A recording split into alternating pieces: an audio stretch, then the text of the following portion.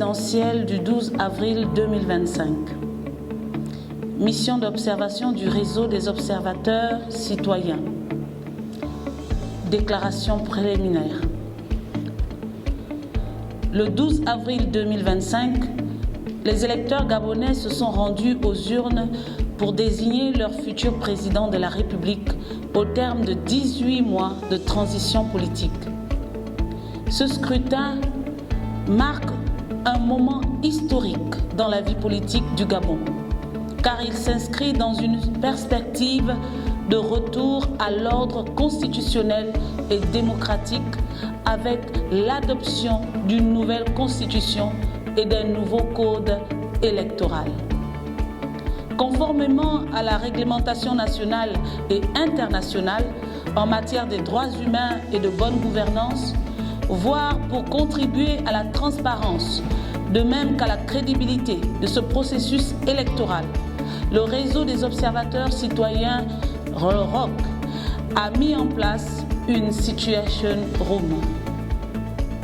Le ROC est un réseau inclusif, indépendant, neutre et impartial qui regroupe 12 organisations de la société civile, parmi lesquelles le Reflet, la FNAPHG, Yali Gabon, RCR-SCRS,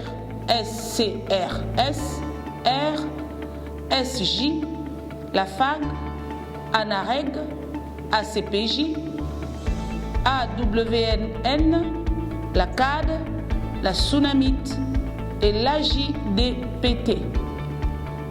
Cette diversité d'organisations de la société civile, OSC, renforcée par un partenariat, a permis une mobilisation d'expertise variée, incluant l'analyse juridique et politique, l'observation citoyenne, la médiation et le plaidoyer. En outre, avec l'assistance technique et logistique ainsi que le soutien financier du PNUD, du gouvernement japonais, des ambassades de France et de Suisse, de l'OIF, le ROC a déployé 500 observateurs qui ont couvert 2109 bureaux de vote sur l'ensemble du territoire. La Situation Room, centre de pilotage de notre dispositif, est organisée en 3 chambres. La chambre technique, la chambre analytique et la chambre politique. Elle a joué un rôle central dans le suivi du processus électoral. La chambre technique, composée de 35 membres, collectait et validait les informations recueillies par les observateurs avant de les transmettre à la chambre analytique, celle-ci composée de 6 membres, catégorisait quant à elle et synthétisait ces données en informations exploitables. Ces analyses étaient ensuite présentées à la chambre politique composée de 8 membres qui formulaient des communications officielles, établissaient des relations stratégiques et lançaient des alertes en cas de nécessité. Grâce à ces observateurs formés au standard Bridge et à la technologie Kobo Toolbox, reliés à une connexion Internet sécurisée permettant une géolocalisation précise, le ROC a pu gérer les incidents en temps réel et collaborer avec les autorités pour le suivi des événements signalés sur le terrain. La présente déclaration préliminaire rend compte de l'observation menée par le ROC le jour du scrutin et le dépouillement des votes. Le rapport final qui sera rendu dans un délai d'1 mois apportera des analyses plus approfondies de toutes les données collectées durant ce processus. Constatation préliminaire. Depuis le 4 septembre 2023, le Gabon est engagé dans une période charnière de son histoire politique. Le comité de transition pour la restauration des institutions, le CTRI, qui a été mis en place suite au changement de régime, a procédé à la formation d'un gouvernement et à la désignation des membres des institutions de la transition.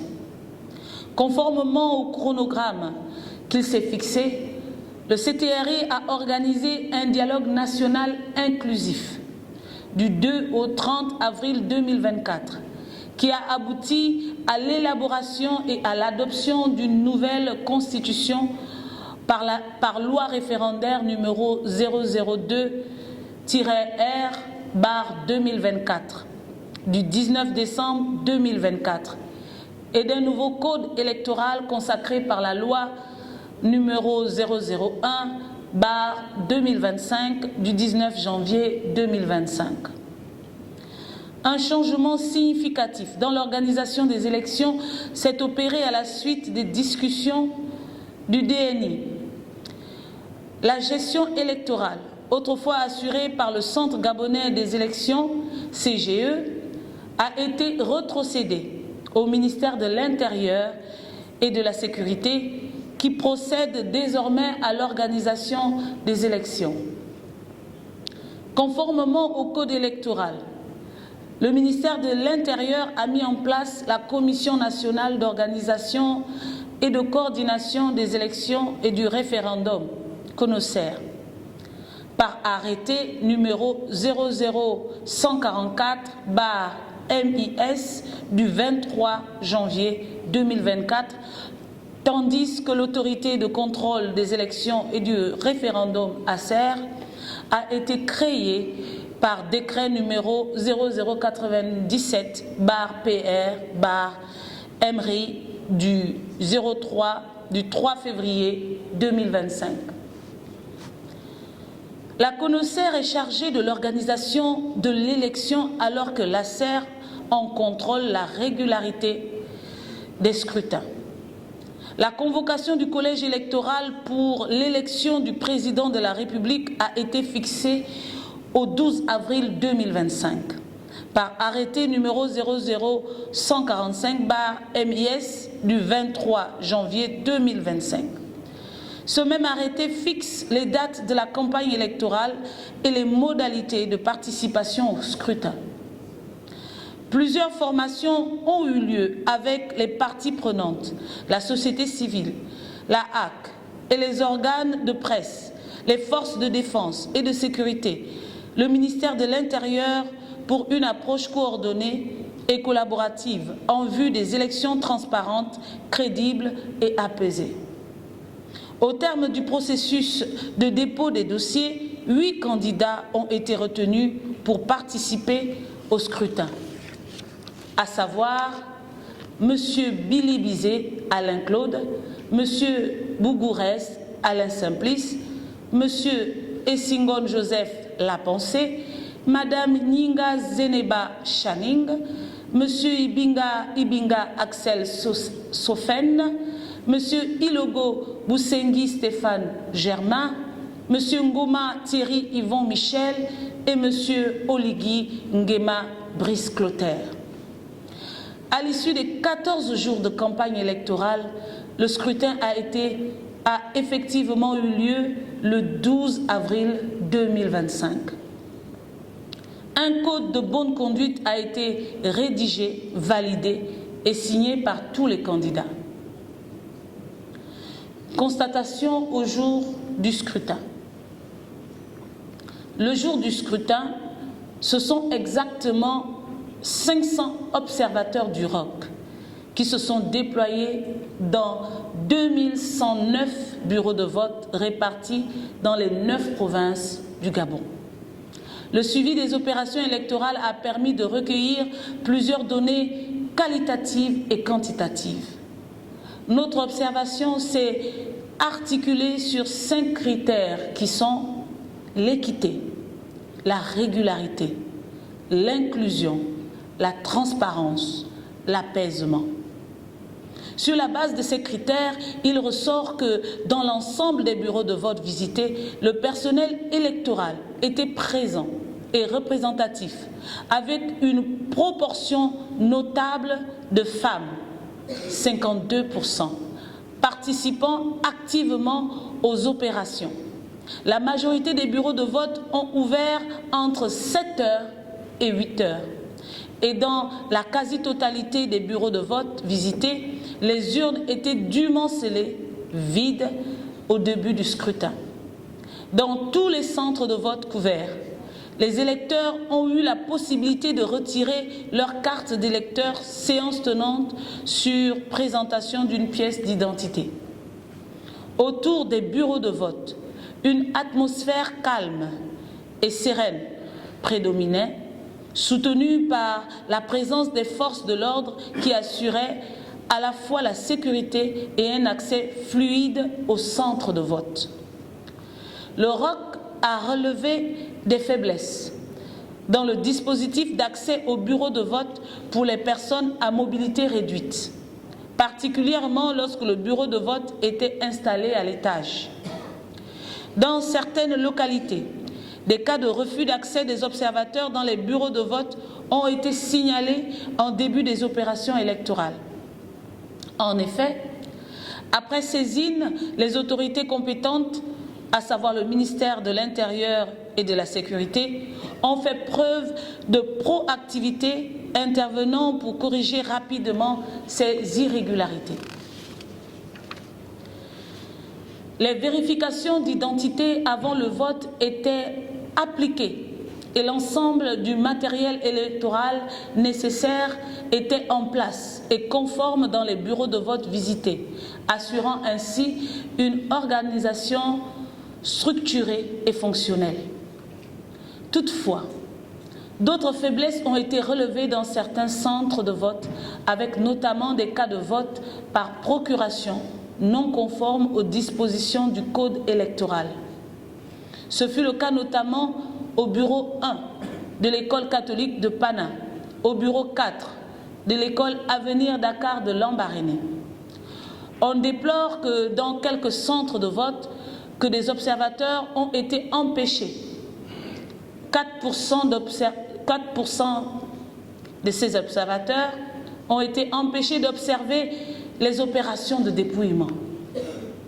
L'absence de publication de la cartographie électorale a empêché le ROC de mettre intégralement en œuvre sa stratégie de déploiement des observateurs fondée sur la répartition démographique de l'électorat. Cette situation a entravé la couverture optimale des bureaux de vote à l'échelle nationale.